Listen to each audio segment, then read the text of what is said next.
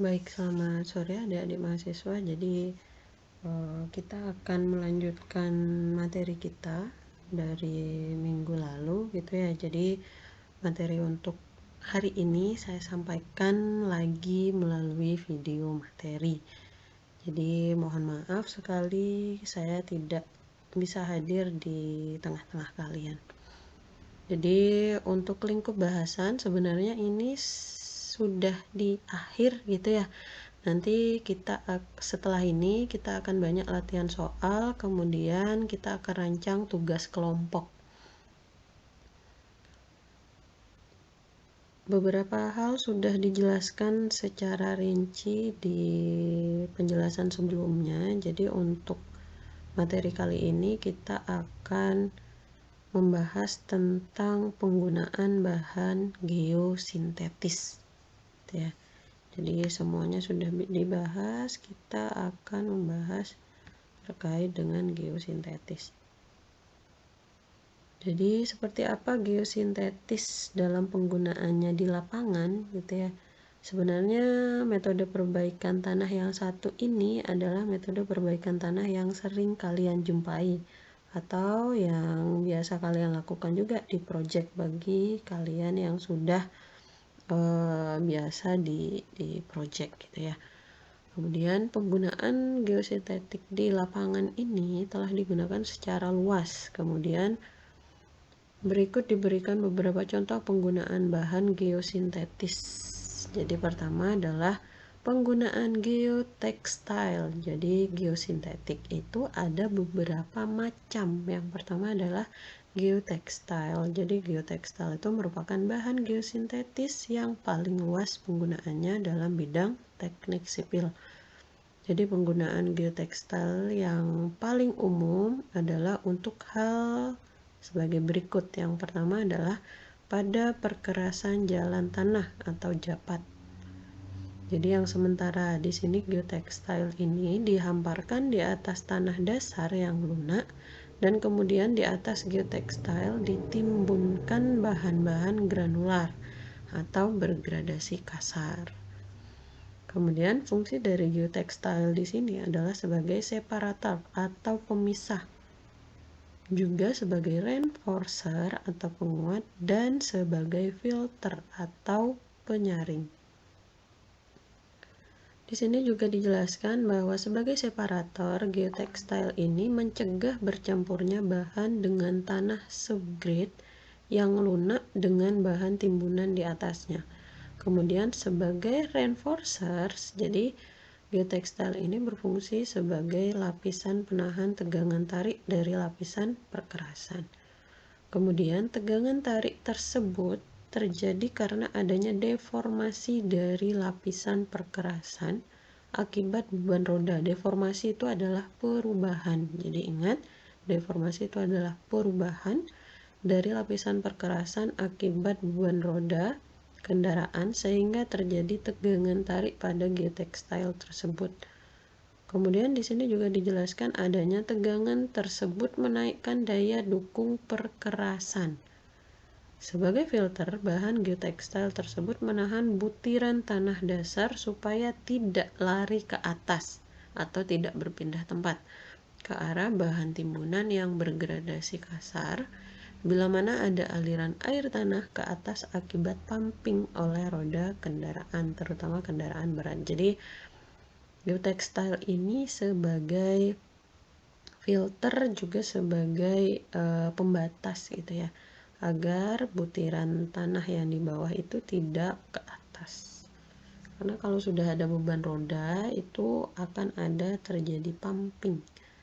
Kemudian untuk penggunaan geotekstil ini dapat dilihat pada gambar 1A. Nanti akan dijelaskan di belakang ya, untuk gambar 1A dan 1B akan berdampingan di situ. Jadi geotekstil ini dihamparkan antara lapisan tanah subgrade yang lunak dan berbutir halus dan lapisan base coarse dari tanah granular atau pasir. Nah, di sini bahan geotekstil ini berfungsi terutama untuk separator filter. Ya, dijelaskan. Kemudian bila mana pada tanah dasar terjadi deformasi, misalnya akibat muatan roda truk yang berlebihan atau akibat adanya konsolidasi yang tidak sama dari tanah subgrade. Ingat konsolidasi itu apa di pertemuan minggu lalu. Geotextile juga berfungsi sebagai reinforcer. Contoh penggunaannya di 1B. Nah, nih ada lagi gambar 1C ternyata. Kemudian dipergunakan pula pada lapis ulang perkerasan aspal. Di sini geotextile diletakkan di bawah lapis ulang aspal di atas muka jalan aspal yang lama. Kemudian fungsi geotextile di sini adalah untuk penguat dan pemegang permukaan aspal yang lama. Jadi sebenarnya penggunaan geosintetik terutama geotextile ini seperti pada metode perbaikan tanah pada umumnya. Jadi disesuaikan dengan jenis pekerjaan apa, kemudian fungsinya apa. Jadi seperti itu. Kemudian adanya geotextile di sini mencegah menjalarnya retak atau cracking pada lapisan aspal lama kepada lapisan tambahan yang baru. Sebagaimana halnya sering terjadi pada perkerasan lapis ulang tanpa bahan geotextile. Kemudian geotextile di sini berfungsi sebagai reinforcer juga. Jadi contohnya ada di sini. Jadi yang pertama itu pada jalan tanah atau japat yang sementara, jadi geotextile-nya ini. Geotextile-nya yang ini ya, yang sementara. Kemudian perkerasan jalan permanen, karena permanen jadi geotextile-nya seperti ini. Kemudian di sini overlay, kalau overlay kan pasti dia lurus, jadi geotextile-nya yang ini. Ini cracking. Ini adalah perkerasan jalan yang pertama. Kemudian overlay-nya itu yang di atas ini. Kemudian digunakan juga pada jalan kereta api. Jadi geotextile diletakkan di antara lapisan balas dan tanah dasar yang lunak. Balas itu ini. Kemudian rel kereta apinya itu ini. Geotextile-nya itu di atas lapis tanah asli. Jadi seperti ini. Jadi tujuannya supaya jangan sampai terjadi penyampuran antara tanah dasar yang berbutir halus dengan lapisan kerikil balasnya. Juga bila mana terjadi banjir pada badan balas, dapat dicegah larinya partikel halus tanah dasar menuju lapisan balas. Kemudian di sini geotextile berfungsi sebagai separator dan filter. Jadi sebagai pembatas, separator, dan filter. Kemudian dipergunakan juga pada lereng atau talut yang diperkuat atau reinforced slope. Jadi bahan geotextile-nya untuk konstruksinya atau cara peletakannya seperti ini. Jadi lapis per lapis. Jadi bahan geotextile itu dapat dipakai sebagai reinforce pada tanah di talut yang relatif curam, sehingga talut tersebut tidak dapat runtuh seperti terlihat pada gambar 3. Jadi lapis per lapis. Jadi bila mana bahan geotextile tersebut cukup tebal, masing-masing lembaran geotextile juga dapat berfungsi sebagai pengalir air tanah atau drainage arah horizontal. Akan tetapi fungsi geotextile ini sebagai drainage murni seperti ini praktis sudah tidak diabaikan orang lagi karena sudah ada jenis-jenis geocomposite yang jauh lebih efektif sebagai drainage-nya. Oke, jadi seperti ini. Kemudian digunakan juga pada reklamasi pengurukan di atas tanah lunak.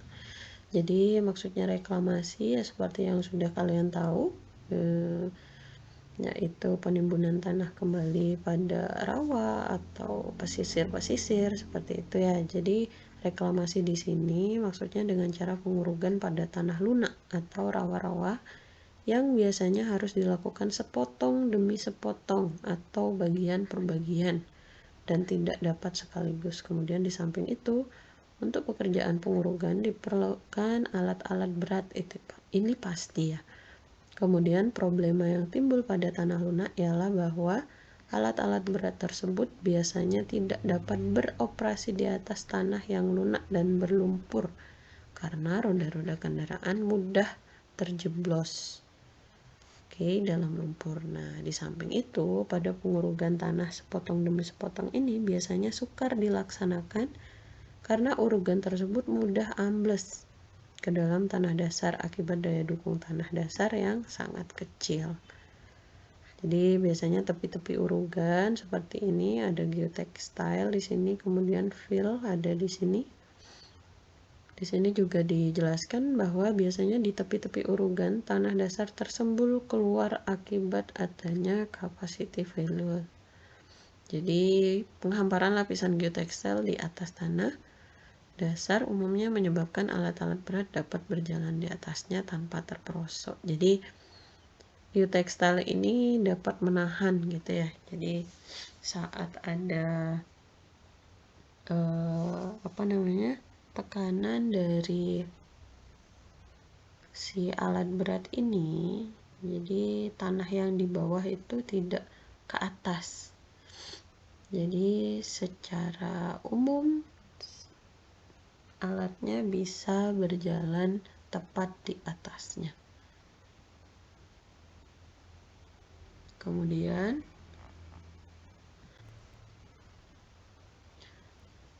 selain itu, sistem pengurugan juga dapat diatur sehingga tidak terjadi bearing capacity failure. Seperti contoh ini. Jadi ini adalah geotextile-nya, kemudian fill atau nguruknya itu adalah yang ini.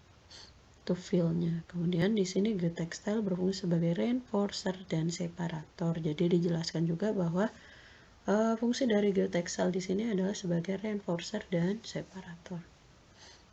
Kemudian digunakan juga pada embankment tanah.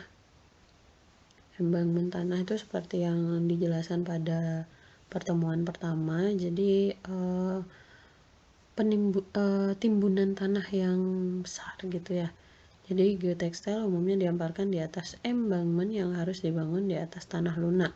Jadi fungsi geotextile di sini adalah sebagai separator dan reinforcer. Jadi sama seperti yang tadi. Karena adanya geotextile ini, jadi karena sebagai pemisah, jadi memudahkan penggunaan embankment tersebut karena tidak banyak material timbunan yang hilang karena masuk ke dalam lapisan tanah dasar. Kemudian untuk reinforcer, jadi geotextile ini fungsinya meningkatkan daya dukung tanah dasar sehingga timbunan dapat dibuat lebih tinggi.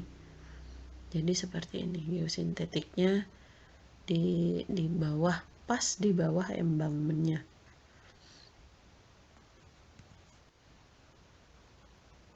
Apa fungsinya lagi? Fungsinya lagi ada yang disebutkan di sini adalah pencegahan atau penahan erosi. Jadi di sini geotextile bukan benar-benar sebagai pencegah erosi sebenarnya secara langsung, tetapi geotextile di sini lebih berfungsi sebagai filter atau juga sebagai pembungkus. Jadi geotextile-nya di sini. Kemudian ini ada di mana namanya? Di tepi pantai gitu ya. External water levelnya seperti ini. Ini ada lapisan armor. Nah, setelah lapisan armor atau pemecah gelombang baru ada geotextile. Jadi seperti ini. Jadi kan pasti air itu merembes di batuan-batuan armor nih secara tidak langsung gitu ya. Nah, ini geotextile ini sebagai penahan airnya. Nah, batu-batu besar berfungsi sebagai pemecah ombak sehingga pantai terlindungi. Kemudian geotextile di sini berfungsi sebagai filter mencegah larinya partikel tanah halus. Jadi ini geotextile, tanah halus tanah dasar keluar ke arah lapisan batuan proteksi lereng pantai. Jadi gambarnya seperti ini.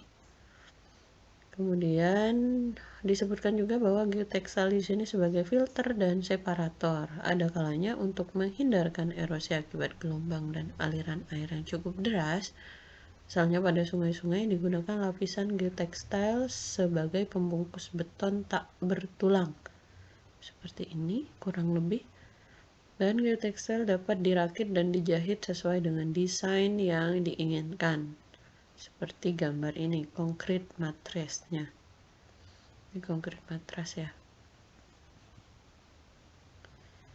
Nah, itu sedikit penjelasan mengenai geosintetik, terutama geotekstil. Jadi, terkait dengan materi lanjutan, nanti akan dibahas seperti yang sudah saya sampaikan di minggu lalu, akan banyak latihan soal, dan terkait dengan pengerjaan tugas kelompoknya. Jadi sekian penjelasan dari saya untuk materi hari ini. Semoga apa yang disampaikan dapat bermanfaat. Selamat sore, selamat beraktivitas.